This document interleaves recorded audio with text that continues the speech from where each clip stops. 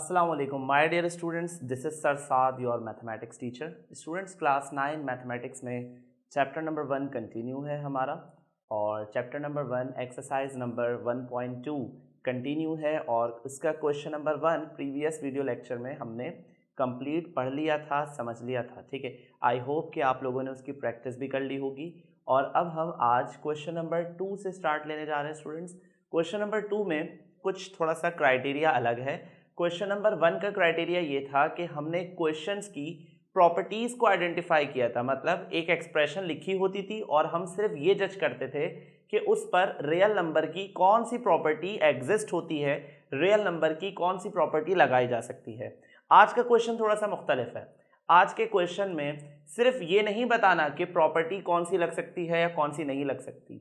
यहाँ पर एक क्वेश्चन पूरा कंप्लीट है, सिर्फ उसमें कुछ एलिमेंट्स या तो एक एलिमेंट या दो एलिमेंट मिसिंग है और हमें वो मिसिंग एलिमेंट को फिल करना है। जैसे फिल इन द ब्लैंक्स के क्वेश्चंस होते हैं कुछ इस तरह से। तो देखते हैं, स्टार्ट लेते हैं। पर उसके लिए आपको प्रॉपर्टीज़ की मुकम्मल नॉलेज होनी चाहिए। तो अगर आपने प्रीवियस वीडियो लेक्चर नहीं देखा तो उसको अच्छे से देख लें। क्वेश्चन नंबर 2 पार्ट 1 सॉल्व कर रहे हैं और क्वेश्चन नंबर 2 के पार्ट 1 में ये एक पूरा एक क्वेश्चन है और उसमें ये ब्लॉक दिया हुआ है, ये बॉक्स दिया हुआ है। इसका ये मतलब होता है कि ये बॉक्स आपको फिल करना है। इस बॉक्स में कौन सा नंबर आना चाहिए ये आपको बताना है। तो देखते हैं, अगर मैं इस क्वेश्चन को गौर से देखूं तो मेरा ख्याल से ये एक प्रॉपर्टी से मैच करता हुआ है। ये कौन सी प्रॉपर्टी से मैच कर रहा है, आपके समझने के लिए मैं यहाँ पे सिर्फ इतना लिख रहा हूँ कि ये कॉम्यूटेटिव प्रॉपर्टी से मैच कर रहा है। कॉम्यूटेटिव प्रॉपर्टी क्या होती थी स्टूडेंट्स? कॉम्यूटेटिव प्रॉपर्टी होती है a plus B equals to B plus A. देखते हैं, a plus B equals to B plus A. यहाँ पर कोई नंबर है जो मिसिंग है, क्या हम आइडिया लगा सकते हैं वो कौन सा नंबर है? बहुत आसान तरीका है। इसका तरीका मैं आपको बताता हूँ। √2/5 ये तो पूरा फ्रैक्शन यहाँ पर आ गया, इसका मतलब इसमें तो कोई चीज़ चेंज नहीं हुई। पर इस फ्रैक्शन का √6 तो आ गया पर 3 नहीं आया। तो स्टूडेंट्स इसका आंसर क्या हुआ? अगर हम इसको सही तरीके से लिखें, इस प्रॉपर्टी को बिल्कुल सही कंप्लीट करने की कोशिश करें तो इसका आंसर हो जाएगा 3/√6। और जहाँ पर वो ब्लॉक मिसिंग है, जहाँ पर वो नंबर की जगह दी हुई है, वहाँ पर आना चाहिए 3/√6 प्लस √2/5 और ये हो गया आपका answer. Simple, very simple. Okay, part 2 देखते हैं स्टूडेंट्स। पार्ट 2 क्या है, पहले आप लोग खुद से सोचिए कि यहाँ कौन से नंबर आने चाहिए। वीडियो पॉज कीजिए और सोचिए।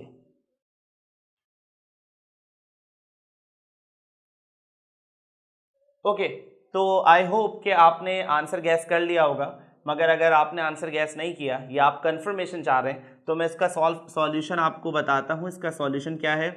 अच्छा, अगर मैं ऑब्जर्व करूं तो 7 के नीचे 10 है। ओके स्टूडेंट्स, 7 के नीचे 10 है तो यहाँ पर 7 के नीचे क्या होना चाहिए? 10 होना चाहिए।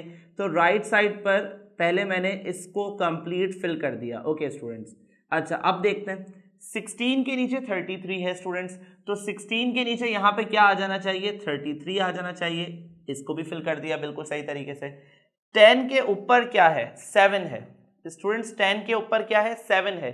तो यहाँ पर भी 10 के ऊपर क्या होना चाहिए? यहाँ पर भी 10 के ऊपर होना चाहिए 7।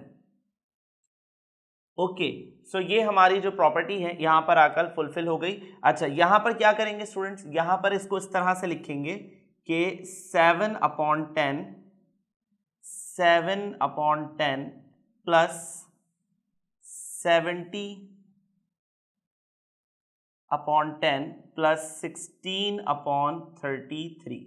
ये हो गया इसका आंसर। ओके, प्रॉपर्टी नंबर 3 देखते हैं। प्रॉपर्टी नंबर 3 क्या है स्टूडेंट्स? प्रॉपर्टी नंबर 3 में हमारे पास 99/50 into 50/99 is equals to what?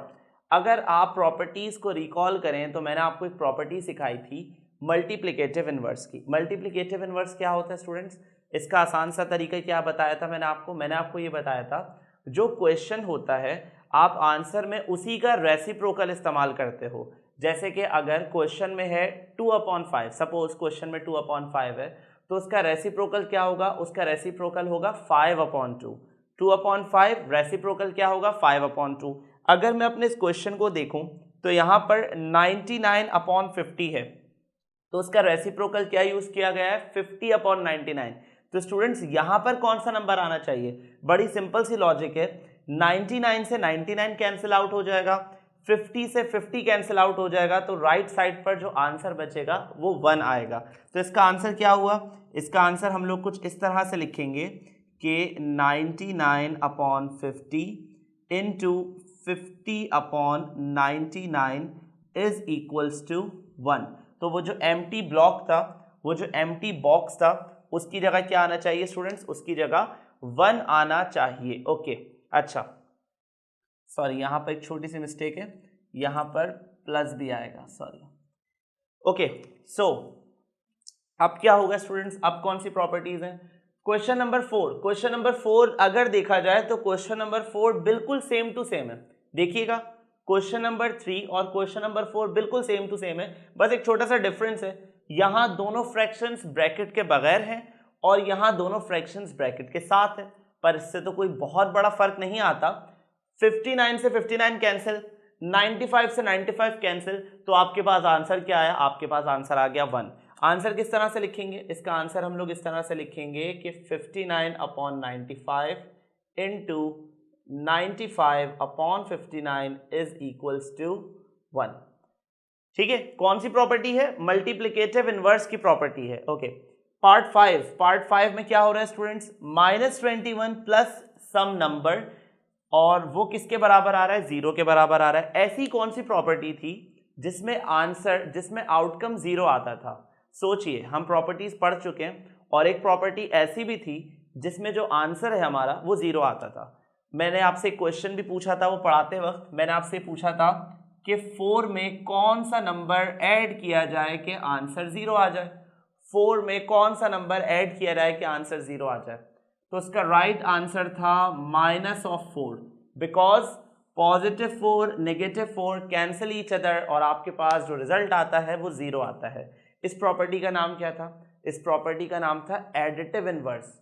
और हम एडिटिव इनवर्स कैसे करते हैं, जो क्वेश्चन होता है हम उसी को आंसर बना देते हैं। द ओनली डिफरेंस इज कि अगर आपका क्वेश्चन पॉजिटिव में है तो आंसर नेगेटिव में होगा। जैसे मल्टीप्लिकेटिव इनवर्स बनाते वक्त हम रेसिप्रोकल करते हैं, तो एडिटिव इनवर्स बनाते वक्त हम सिर्फ और सिर्फ साइन चेंज करते हैं। अगर वो -21 कह रहे हैं और हमें 0 बनाना है, तो आंसर में क्या आना चाहिए, अगर क्वेश्चन -21 है तो आंसर होगा +21। तो इसका सही आंसर क्या हुआ स्टूडेंट्स, इसको सही करके कैसे लिखूंगा मैं, -21 + 21 is equals to 0। Simple, very simple. ठीक है, अच्छा ये कौन सी प्रॉपर्टी है, ये है हमारी एडवांस प्रॉपर्टी। मल्टीप्लिकेशन भी यूज हो रहा है और एडिशन भी यूज हो रहा है। प्रीवियस वीडियो लेक्चर में हमने इसका इंट्रोडक्शन देखा था। इस प्रॉपर्टी का नाम था डिस्ट्रीब्यूटिव प्रॉपर्टी, क्योंकि इसमें at the same time multiplication भी यूज होता है, एडिशन भी यूज होता है। तो हम इसको कंप्लीट कैसे करें, इसका आइडिया ये है, अगर आप ऑब्जर्व करो तो 5/8 यहाँ पर भी है और 5/8 यहाँ पर भी है। ओके 2/3 यहाँ पर भी है और 2/3 यहाँ पर भी है। एक फ्रैक्शन ऐसा है जो लेफ्ट पर तो है पर राइट पर अभी अपेयर नहीं हो रहा, राइट पर अभी हमें नजर नहीं आ रहा। आई होप कि आपकी नजर पड़ गई होगी। 5/7 यहाँ पर भी आना चाहिए और यहाँ पर भी आना चाहिए। तो इस प्रॉपर्टी को अगर मैं सही करके लिखूं तो इसका आंसर हो जाएगा 5 × 8 into 2/3 plus 5/7 is equals to 5/8 into 2/3 plus 5/8 into 5/7। तो थोड़ा सा मुश्किल सवाल है, फिर से रिपीट कर देता हूँ। 5/8 आ गया, इंटू 2/3 आ गया, प्लस 5/7 आ गया। पहले अटेम्प्ट में क्या होता है स्टूडेंट्स, पहले अटेम्प्ट में ये 5/8 2/3 से मल्टीप्लाई होता है। देखिएगा मैंने क्या लिखा है, सेम टू सेम वही आ गया। दूसरे अटेम्प्ट में यही 5/8 किससे मल्टीप्लाई होता है, 5/7 से मल्टीप्लाई होता है, तो मैंने लिख दिया। तो स्टूडेंट्स इस क्वेश्चन में हमने क्या सीखा, इस क्वेश्चन में प्रॉपर्टीज नहीं बतानी थी, इस क्वेश्चन में सिर्फ ये बताना था कि जो मिसिंग एलिमेंट्स हैं जो फिल इन दी ब्लैंक्स हैं सिर्फ हमें वो फिल करनी थी और हमने वो फिल करी और हमारे ये कितने पार्ट हो गए, 6 पार्ट हो गए और क्वेश्चन नंबर 2 सॉल्व हो गया। तो इंशाल्लाह आप लोगों से अगले वीडियो लेक्चर में मुलाकात होगी जिसमें हम क्वेश्चन नंबर 3 से स्टार्ट लेंगे। तो आप सब अपना ख्याल रखिएगा। अल्लाह हाफ़िज़।